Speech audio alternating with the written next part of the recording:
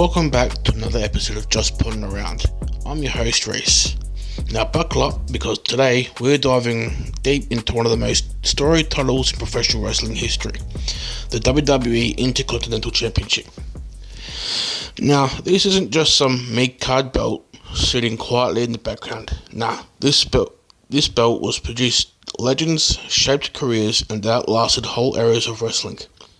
So grab your steel chair and maybe a protein shake, because we're going way back to where it all started.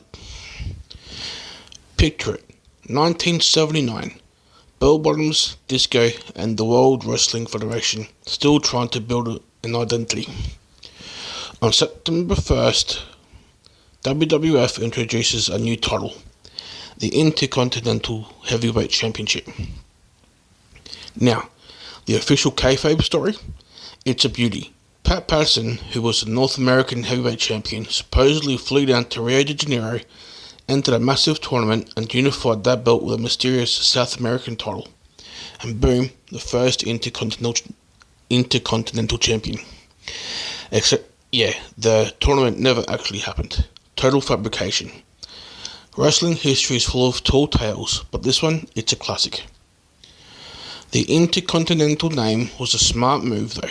It gave the title an air of global prestige. North meets South America, and eventually worldwide. Basically, it made the mid-card feel like the main event's little brother, destined to grow up and take over one day. In the early days, the IC title lived in a single brand world, just WWF. But as wrestling evolved, so did the belt's place. After the 2002 brand split, it bounced around like a superstar on draft night, mostly landing on Raw, but occasionally visiting SmackDown.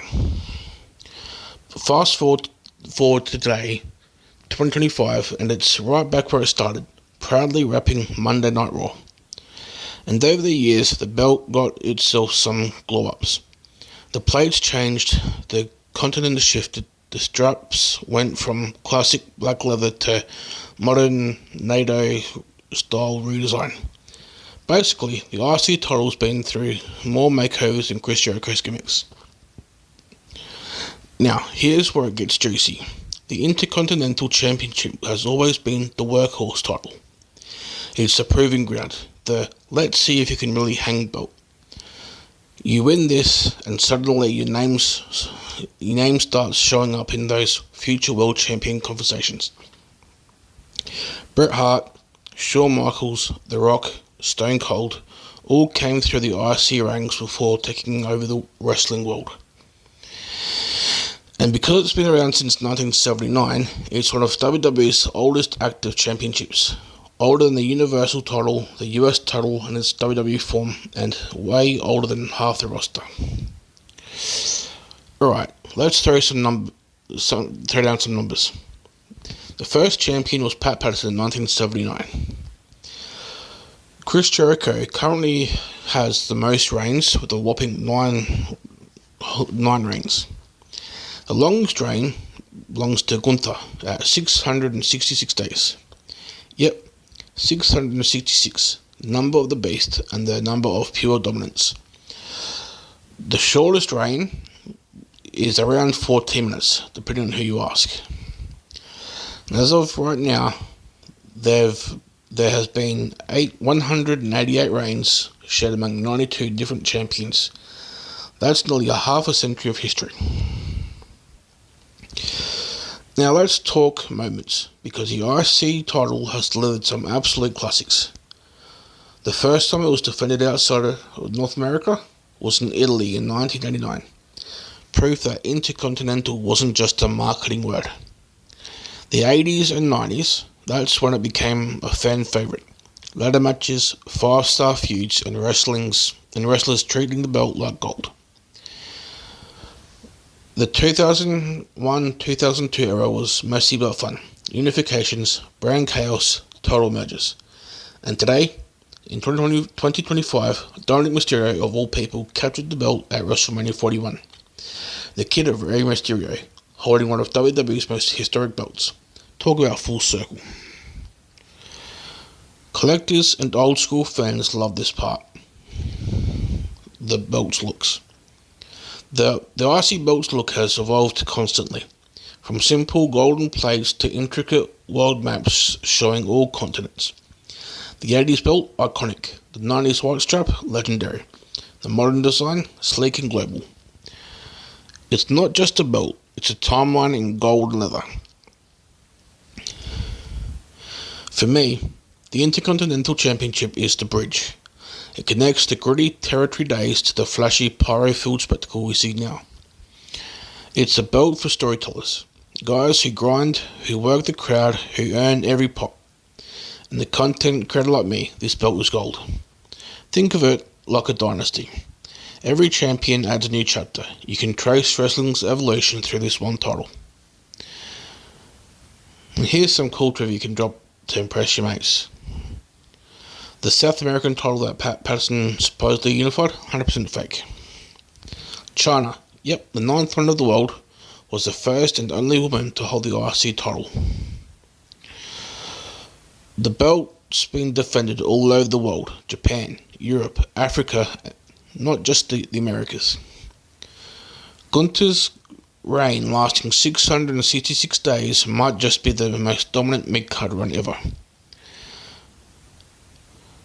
And the belt's been around so long, it's practically a rite of passage. You earn this one. So where's the IC title today? It's still shining bright and raw, and Dominic Mysterio is the current champ after winning it at WrestleMania 41 in a fatal 4-way. He's carrying the torch for the new generation. Whether you love him, hate him, or just boo him for being a brat, the belt's in good hands story-wise.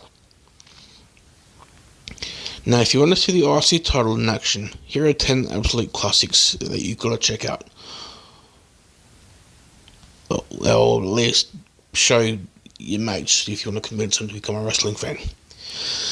Number 1, and this is my all-time favourite match, is Ricky Steamboat versus Randy Savage from WrestleMania 3.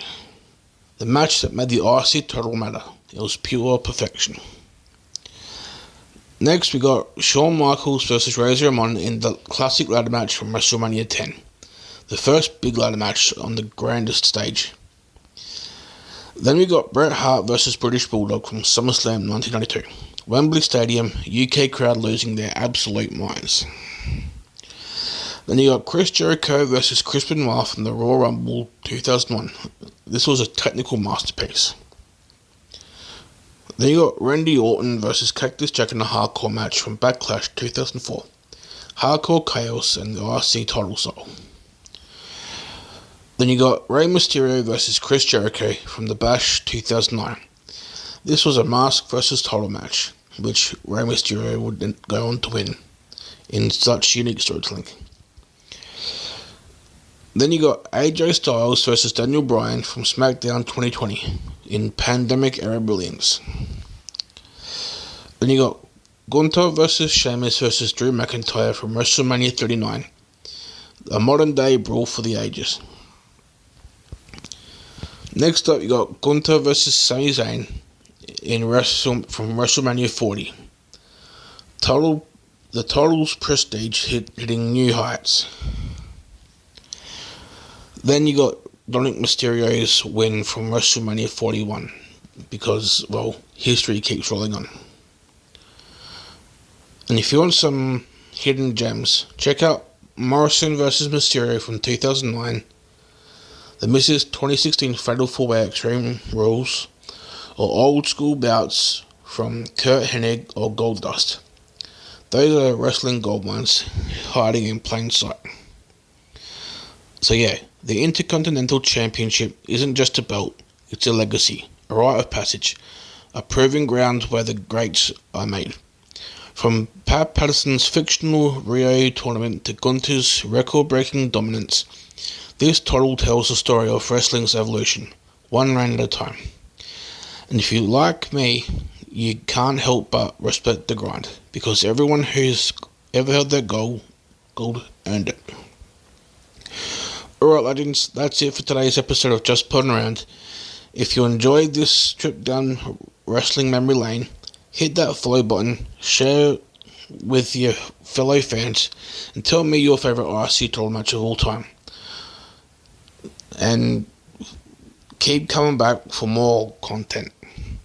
Till next time, keep your promos tight, your belt shiny. Remember, even a mid-card belt can carry a main event story.